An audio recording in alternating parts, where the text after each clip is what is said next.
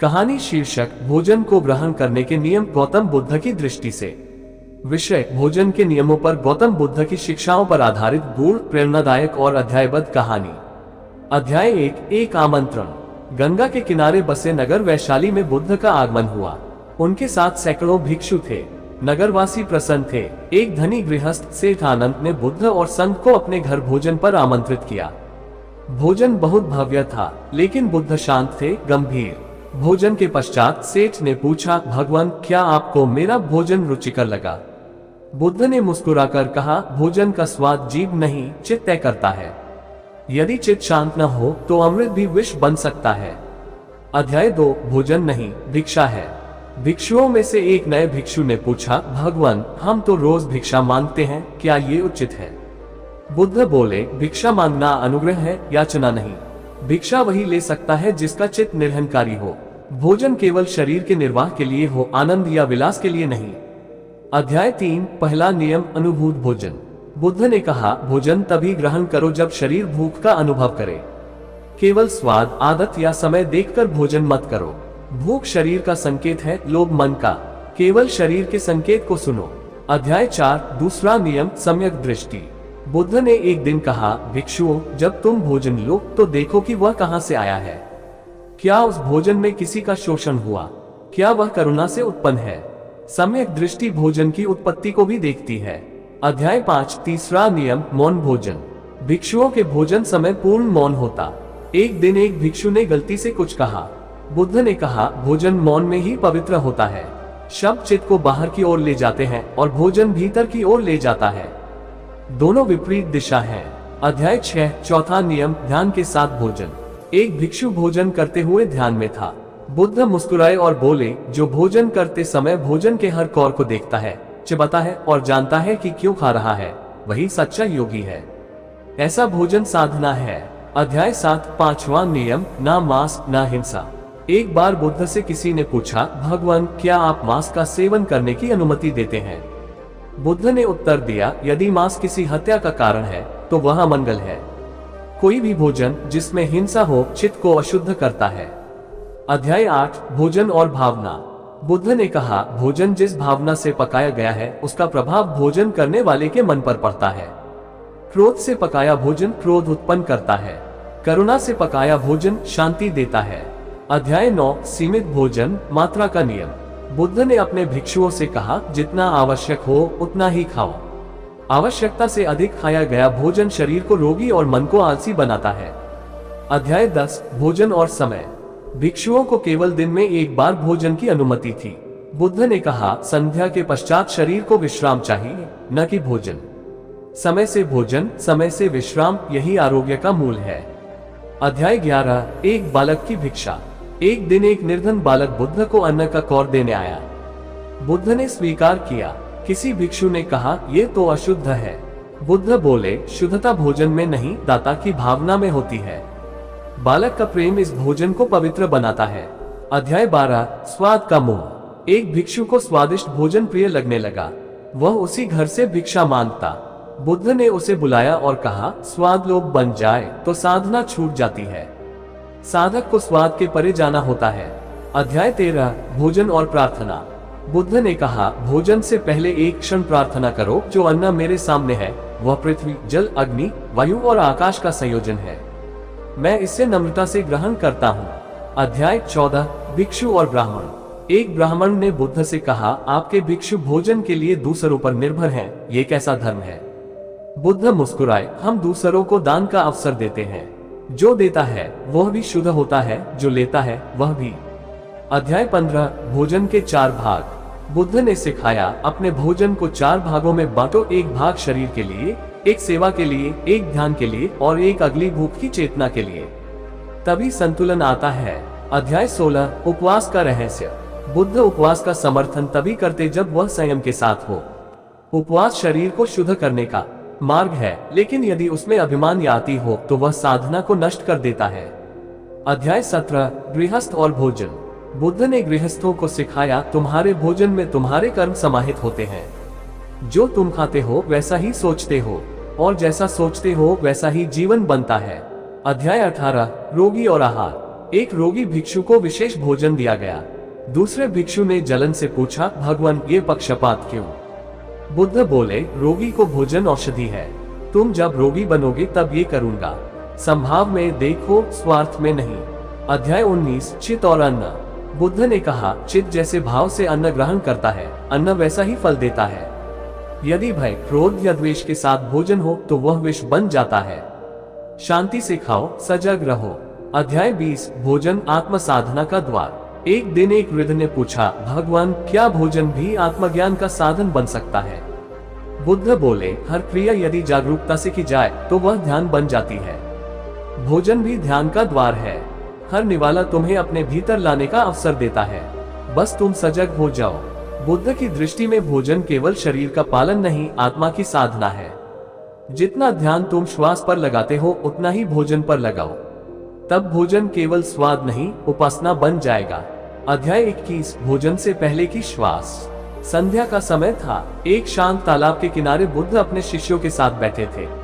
उन्होंने सभी से कहा, भोजन करने से पहले 3 श्वासें लो। हर श्वास तुम्हें भीतर लाएगी, तुम्हारे चित्त को स्थिर करेगी। जब चित्त स्थिर होता है तभी भोजन तुम्हारे भीतर पोषण बनकर जाता है। अध्याय 22 जल और जागरूकता। बुद्ध ने कहा, भोजन के साथ जल भी उतना ही पवित्र होना चाहिए। जल पीते समय भी सजग रहो। जैसे अमृत पी रहे हो वैसी नम्रता और कृतज्ञता रखो। जो जल को भी साधना बना ले वह संसार के स्वादों से परे हो जाता है। अध्याय 23 स्वाद में फंसो नहीं। एक बार एक भिक्षु को हलवा बहुत अच्छा लगा। वह बार बार उसी घर से भिक्षा लेने गया। बुद्ध ने देखा और बुलाकर कहा, स्वाद का आकर्षण भीतर के खालीपन को भरना चाहता है, लेकिन ये भ्रम है। स्वाद चंचल है, आत्मा नहीं। आत्मा की भूख स्वाद से नहीं मिटती। अध्याय 24 भोजन और प्राणी मात्र का ध्यान। बुद्ध ने एक दिन अपने हाथ में अन्न लिया और बोले, इस अन्न के पीछे अनगिनत प्राणी हैं, कृषक, गाय, धरती, जल, सूर्य। भोजन करते समय सबका ध्यान रखो। ये कृतज्ञता ही भोजन को तब बना देती है। अध्याय 25 भोजन का अपमान, चित्त की अशुद्धि। एक बार एक भिक्षु ने अन्न को फेंक दिया क्योंकि वह ठंडा हो गया था। बुद्ध ने उसे गंभीर दृष्टि से देखा और कहा, भोजन को फेंकना केवल अन्न का अपमान नहीं, सृष्टि के श्रम का अपमान है। ऐसा करने वाला कभी ध्यान में प्रवेश नहीं कर सकता। अध्याय 26 भोजन और मौन की साधना। एक दिन एक शिष्य ने पूछा, भगवान मौन भोजन का क्या रहस्य है? बुद्ध ने कहा, मौन से स्वाद गहरा होता है, ध्यान सहज होता है और चित्त शांत होता है। मौन केवल शब्दों का नहीं, विचारों का भी त्याग है। भोजन को मौन में लो, वह ध्यान बन जाएगा। अध्याय 27 भोजन का उद्देश्य, न तो सुख न तो तप। कई भिक्षु बहुत अल्प भोजन लेने लगे। बुद्ध ने उन्हें टोका, भोजन से सुख मत लो, ये लोभ है, पर इसे तजकर खुद को कष्ट भी मत दो, यह अभिमान है। मध्य मार्ग ही धर्म है, उतना खाओ जितना शरीर को चाहिए, न कम न अधिक। अध्याय 28 अन्नदाता को आशीर्वाद। भिक्षा में अन्न लेने के बाद बुद्ध और भिक्षु मौन रहते, पर मन ही मन दाता को आशीर्वाद देते। जो देता है वही अगला कदम बढ़ाता है। उसका हृदय करुणा से भरता है और वही करुणा एक दिन उसे मुक्त करेगी। अध्याय 29 भोजन और चित्त की दशा। बुद्ध ने कहा, जब क्रोध में हो भोजन न लो, जब दुख में हो पहले श्वास को देखो। चित्त की अशुद्धि भोजन को भी विष बना देती है। भोजन तभी लो जब भीतर का आकाश शांत हो। अध्याय 30 अंतिम उपदेश, भोजन से निर्वाण तक। एक दिन बुद्ध ने अंतिम बार अपने शिष्यों को भोजन के नियम बताए। भोजन वही है जो शांति लाए, अन्न वही है जो अहंकार को मिटाए। हर निवाला एक अभ्यास है, सांस, ध्यान और समर्पण का। यदि तुम भोजन को ध्यान बना लो तो तुम निर्वाण के मार्ग पर चल चुके हो। अध्याय 31 विशुद्ध भोजन, मन की निर्मलता। एक दिन बुद्ध ने कहा, भोजन शुद्ध तभी होता है जब वह लोभ, मोह और तृष्णा से रहित मन से लिया जाए। जो केवल स्वाद के लिए खाता है वह शरीर का पोषण करता है पर आत्मा को उपवास पर रखता है। अध्याय 32 5 विचार भोजन से पहले। बुद्ध ने भोजन से पहले 5 विचारों पर ध्यान करने को कहा। 1 ये भोजन कहाँ से आया? 2 क्या मैं इसके योग्य हूँ? 3 क्या मेरा मन लोभ में है? 4 क्या ये भोजन मुझे रोग या ध्यान देगा? 5 क्या मैं इस भोजन को बुद्ध मार्ग पर चलने के लिए ग्रहण कर रहा हूँ? अध्याय 33 सजीव और निर्जीव भोजन का अंतर। बुद्ध ने कहा, जो भोजन किसी प्राणी की पीड़ा से निकला है वह पीड़ा तुम्हारे चित्त में भी प्रवेश करती है। वही अन्न लो जिसमें जीवन के प्रति करुणा हो, न हिंसा। अध्याय 34 भोजन में गति नहीं, गहराई हो। कई भिक्षु जल्दी जल्दी भोजन कर लेते थे। बुद्ध ने उन्हें ध्यानपूर्वक देखा और कहा, गति भोजन की शत्रु है। एक एक ग्रास को देखो, समझो, चबाओ और अनुभव करो। जो गहराई से खाता है वह जीवन को भी गहराई से समझता है। अध्याय 35 भोजन और मृत्यु की स्मृति। एक बार बुद्ध ने भिक्षुओं से कहा, हर भोजन करते समय स्मरण रखो, यह मेरा अंतिम भोजन हो सकता है। इस स्मृति से तुम न अशुद्ध खाओगे न अधिक। ये ही जागृति है। अध्याय 36 बुद्ध और चंदन का पाक। एक दिन एक महिला ने चंदन के पत्तों से बनी थाली में भोजन दिया। बुद्ध ने थाली को देखा, मुस्कुराए और बोले, यदि मन चंदन सा सुगंधित हो तो मिट्टी की पत्तल भी स्वर्ग समान होती है, पर यदि मन गंधाता हो तो स्वर्ण पात्र भी विष का पात्र बन जाता है। अध्याय 37 कुशीनगर की अंतिम थाली। बुद्ध जब कुशीनगर पहुंचे, उन्हें एक लोहार का बेटा चुंड भिक्षा में भोजन देता है, सुकर मधव। बुद्ध उसे आशीर्वाद देते हुए कहते हैं, चुंड, तू धन्य है, तूने मेरा अंतिम भोजन दिया। ये भोजन मेरे लिए शरीर नहीं, केवल धर्म का अंतिम दीपक है। अध्याय 38 चुंड की शंका और बुद्ध का समाधान। चुंड को जब ज्ञात हुआ कि भोजन के बाद बुद्ध की देह पीड़ित हुई तो वह रो पड़ा। बुद्ध ने आनंद से कहा, उसे मत रोको, ये भोजन अशुद्ध नहीं, पूर्ण है। हर प्राणी का जीवन एक चक्र है, अन्न भी कारण बनता है, मुक्ति का भी।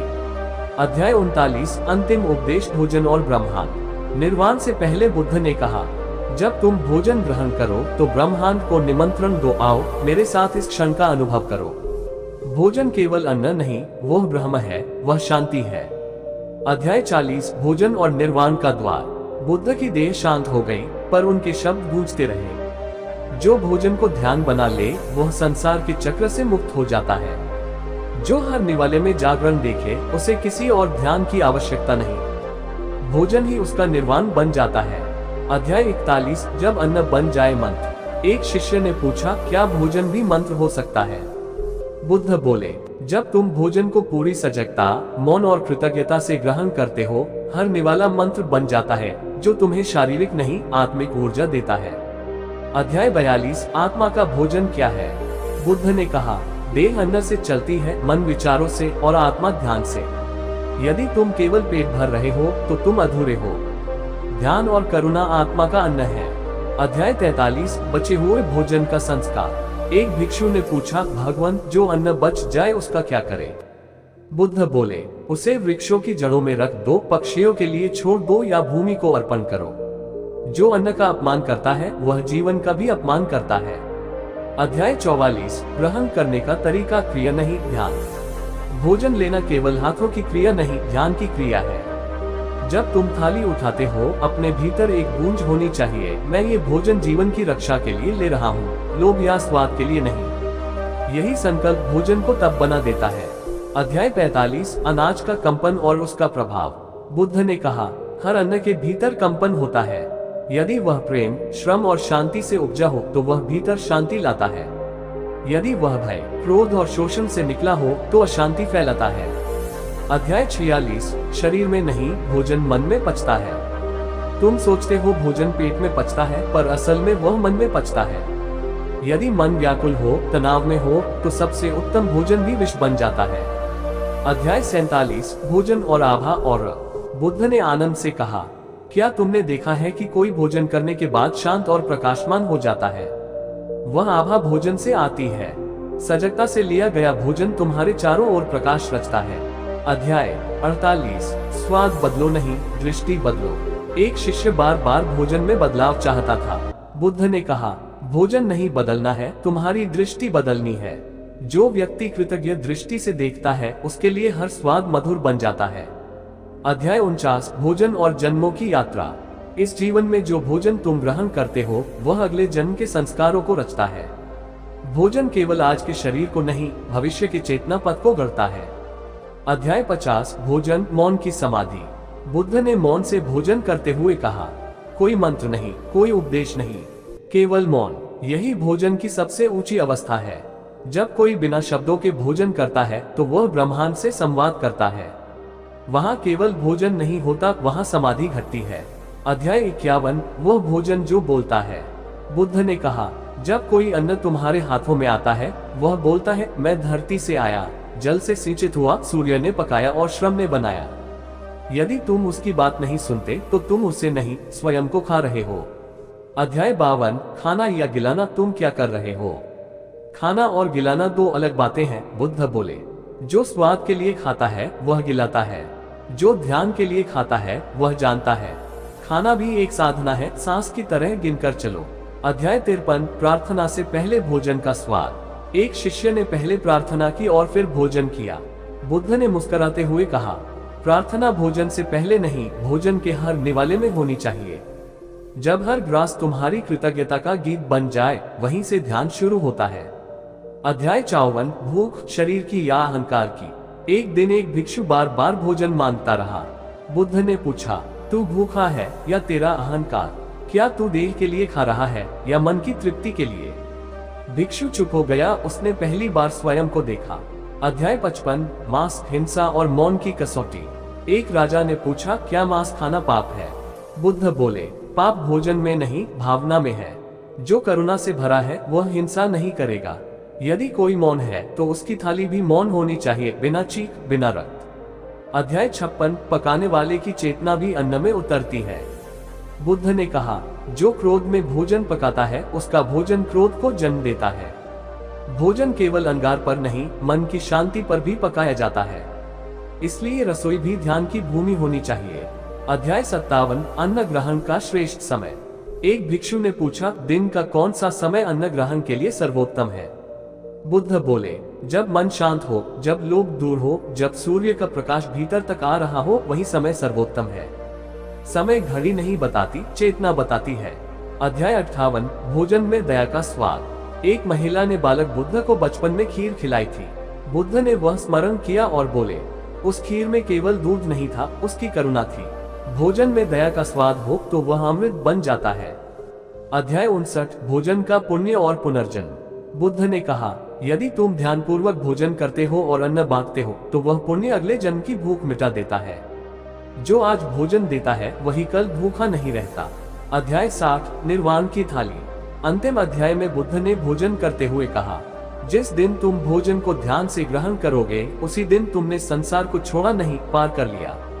तब थाली नहीं बचेगी, बस मौन बचेगा और वही मौन तुम्हारा निर्वाण होगा।